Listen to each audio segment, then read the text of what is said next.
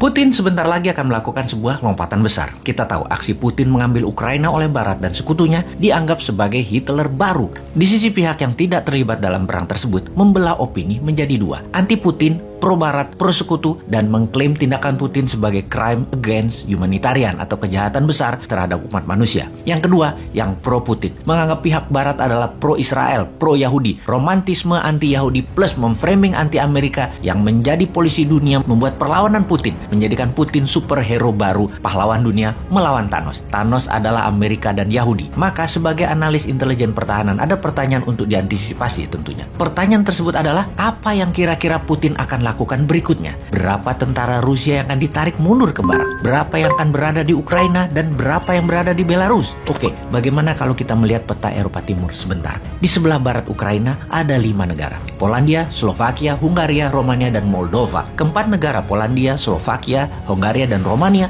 adalah anggota NATO. Kalau kamu menyerang keempat negara ini, maka kalian berhadapan dengan NATO. Kalian menyerang NATO. Sebuah fakta pertahanan sekutu di Eropa. Dapat dipastikan Putin tidak akan mengambil resiko itu, sehingga tinggal Moldova. Ukraina dan Moldova punya perbatasan darat yang panjang, hampir 1.200 km. Jika Putin mau, maka dia bisa memerintahkan langsung tentaranya untuk mengarahkan pasukannya ke Moldova. Rupanya rencana ini sudah lama dilakukan Putin, yang akhirnya rencana ini dibocorkan. Dan coba tebak, siapa yang membocorkan detail rencana Putin akan mengambil Moldova itu? Yaitu Presiden Belarus, Alexander Lukashenko, alias sahabat Putin terdekat. Minggu lalu, Lukashenko mengumpulkan seluruh pemimpin pertahanan Belarus membahas rencana perang Rusia. Ketika Lukashenko hadir, dia membawa peta besar Eropa Timur yang dipaparkan dalam pertemuan tersebut. Dalam peta tersebut, sangat rinci memaparkan rencana invasi Rusia ke Moldova. Sebuah hal yang sangat mengerikan kalau kita melihat apa langkah Putin tersebut. Dan bagi Putin,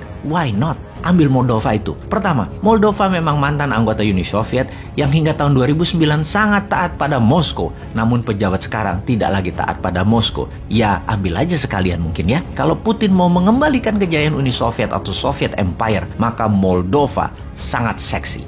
Yang kedua, mengambil Moldova adalah misi mudah. Mengapa kita mengatakan mudah? Karena Moldova bukan anggota NATO. Jadi, walaupun Rusia akan menyerang Moldova, NATO pasti tidak akan merespon, hanya koar-koar doang. Fakta kemudian, tentara Moldova tidak sekuat dan sebanyak Ukraina, hanya sekitar 6.000 tentara saja. Segitu top. Jadi, apa yang menarik lagi untuk mengambil Moldova? Apalagi kalau bukan Transnistria, wilayah Transnistria seperti wilayah Donbas di Ukraina Timur. Memang pro-Rusia. Rebel di Transnistria ada sekitar 10.000 tentara pro-Rusia dilatih Rusia dan ada 2.000 tentara Rusia dideploy di sana. Transnistria posisinya di antara Ukraina Moldova di perbatasan sepanjang 500 kilometeran. Hanya menggerakkan Transnistria, pemerintah Moldova sudah pasti ambyar. Pertanyaannya, akankah Putin memberikan perintah tersebut? Semua tergantung dari misi penyerangan di Ukraina. Berapa lama Kiev bisa bertahan lagi? Berapa macam insurgensi atau gerakan gerilya bawah tanah bermunculan di Ukraina? Efek perjuangan rakyat dan tentara Ukraina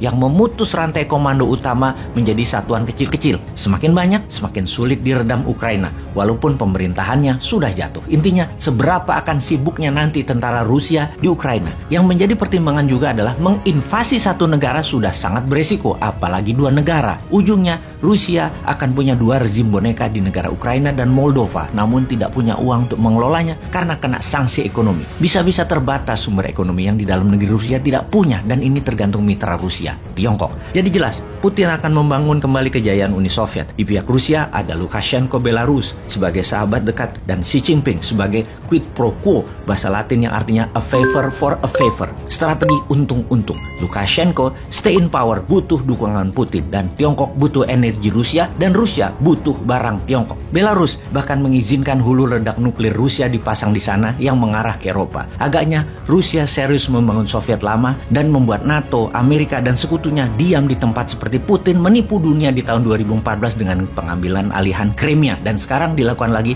tanpa Barat bisa apa-apa. Singkatnya, Rusia memerlukan Belarus sebagai negara netral palsu padahal boneka Rusia dan menjadi pagar terdepan melawan NATO. Jadi mau mengingatkan aja bahwa Putin pasti mengambil Moldova. Kita